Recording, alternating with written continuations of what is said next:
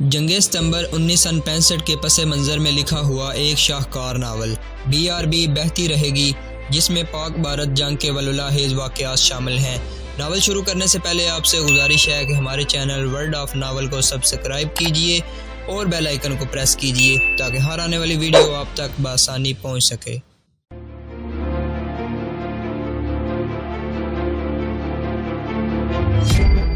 وہاں سوچنے کا وقت نہیں تھا، وہ وقت غلط فائر آرڈر کا نہیں تھا، اور وہ وقت غلط کمانڈر کو قبول نہیں کر سکتا تھا۔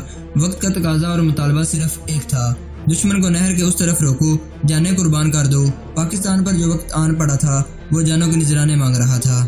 سیکنڈ لیفٹیننٹ اقبال نائب صوبیدار بدر الحق کے سامنے طفل مکتب تھا، لیکن بدر الحق اقبال کے حکم کا پابند تھا۔ بدر الحق نے اپنے صاحب کو دیکھا، پھر دشمن کو دیکھا، دشمن کی فائر پاور دیکھی تو وہ اقبال کو اکیلا چھوڑ کر اپنے پلاٹون کی پوزیشن کی طرف دوڑا گیا۔ اس نے کسی کے حکم کے بغیر پلاٹون کی کمانڈ لے لی۔ نمبر 2 پلاٹون، وہ چلایا ڈسٹینس 900۔ پھر اس نے بنگالی میں چلا کر کچھ کہا، اس کی پلاٹون کی مشین گنوں اور رائفلوں کے منہ کھل گئے۔ اس کے ساتھ ہی بنگالیوں نے فائر کے مسلسل دھماکوں سے بلند پاک فوج کا محسوس نعرہ حیدری لگایا۔ نائب صوبیدار بدر الحق نے دوڑ کر بڑی مشین گنوں کی اور RR کی پوزیشن ذرا سی بدل دی۔ یہ دشمن کی بند گاڑیوں کو نشانہ بنانے لگے۔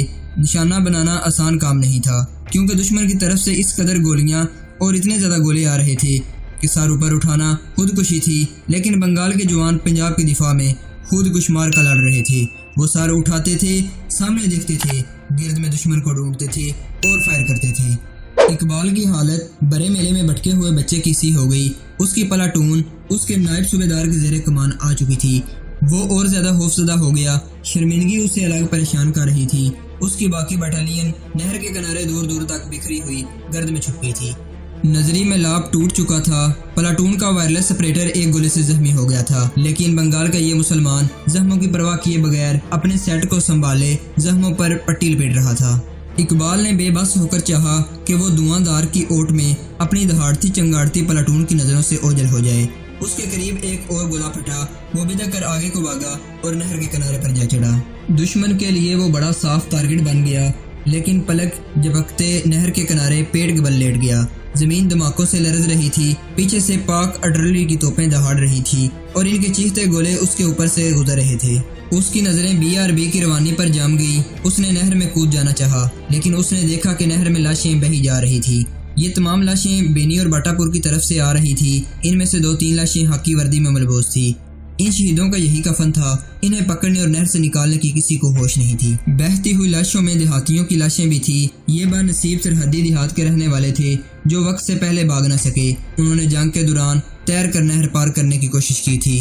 ان لاشوں میں اس کنارے کے ساتھ اقبال کو 2 سفید سی گڑیا بہتی دکھائی دی۔ جب گڑیا اس کے قریب سے گزری تو اس نے دیکھا کہ وہ ایک جوان سال عورت کی لاش تھی اور اس کے پہلو میں ننھے سے ایک بچے کی لاش بہی جا رہی تھی۔ اقبال کو خیال آیا کہ ہندوستانیوں نے پاکستان کے سرحدی دیہات میں تباہی مچائی ہوئی ہے۔ اسے تلخ سا خیال آیا کہ یہ کسی غیرت مند پاکستانی ماں کی لاش ہے جس نے اپنی آبرو بچانے کی خاطر اپنے بچوں سمیت نہر میں چھلانگ لگا دی ہوگی۔ اس کا حامد شہید ہو گیا ہوگا، اس کے بھائی بھی ضرور شہید ہو گئے ہوں گے۔ لاش کی آنکھیں کھلی تھیں اور منہ کنارے کی طرف تھا۔ اقبال کو یوں لگا جیسے پاکستان کی یہ غیور ماں اسے ہی دیکھ رہی ہو۔ بچے کی آنکھیں بند اور معصوم سے چہرے پر کرب انگیز تاثر تھا۔ منہ ماں کی طرف مڑا ہوا تھا۔ اقبال کے جسم نے جرجری لی۔ اس نے محسوس کیا جیسے بچے نے نفرت سے اس کی طرف سے منہ پھیر لیا ہو۔ عورت کی لاش کی ٹھہری ہوئی آنکھوں میں ایسا تاثر تھا جیسے اقبال سے کہہ رہی ہو، تو جیسے گبرو جوانوں کے جیتے جی میں اکلوتے بچے سمیت ڈوب مری ہوں۔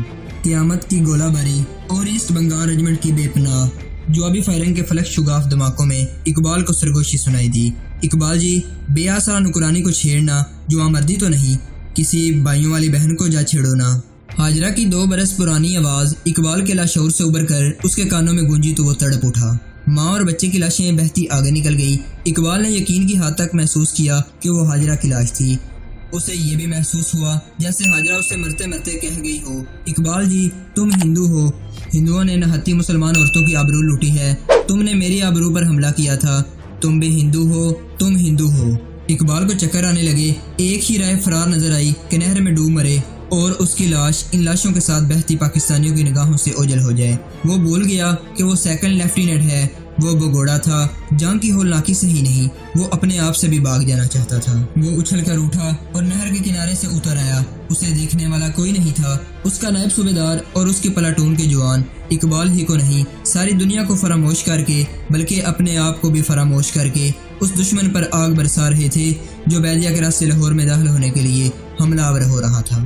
اقبال پیچھے آیا اور کچھ زیادہ ہی پیچھے آ گیا۔ پیچھے چھوٹا سا ایک گاؤں تھا، گولے کے دھوئیں کی گٹاؤں میں اقبال کو 9-10 برس کی ایک بچی چیختی چلاتی، تھر تھر کانپتی، تیز بھاگتی نظر آئی۔ وہ شاید قریب کے گاؤں میں کہیں چھپی رہی تھی۔ گاؤں تو 2 روز ہوئے حالی ہو گیا تھا، مگر یہ بچی جانے کہاں چھپی رہی تھی۔ اقبال جاگ اٹھا، اس کے احساسات میں بونچال سا آ گیا اور وہ بچی کو اٹھا کر سینے سے لگا لینے کو دوڑا، لیکن بھارتی توپ خانے کا ایک گولہ بچی سے 1.5-2 گز کے فاصلے پر پھٹا۔ شعلہ چمکا، گرد اڑی، پتھر اڑے، لوہے کے لال انگارہ ٹکڑے ننھے سے جسم کو چیرتے فضا میں بکھر گئے۔ اقبال اس گولے سے نہ ڈرا، وہ دوڑتا گیا، مگر ننھی سی بچی کا جسم خون کا لوتھڑا بن چکا تھا۔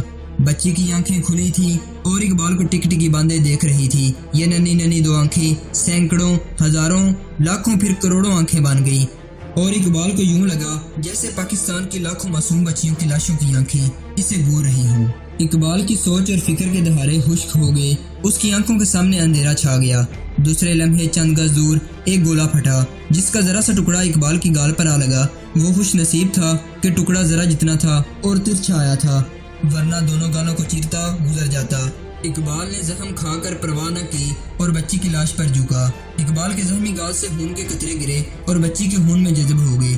اس نے اپنے گال پر ہاتھ پھیرا، ہاتھ کو دیکھا، خون سے لتھڑا ہوا تھا۔ اس نے بچی کے خون کو دیکھا، بچی کے خون کا رنگ بھی وہی تھا، لال سرخ پاکستانی خون۔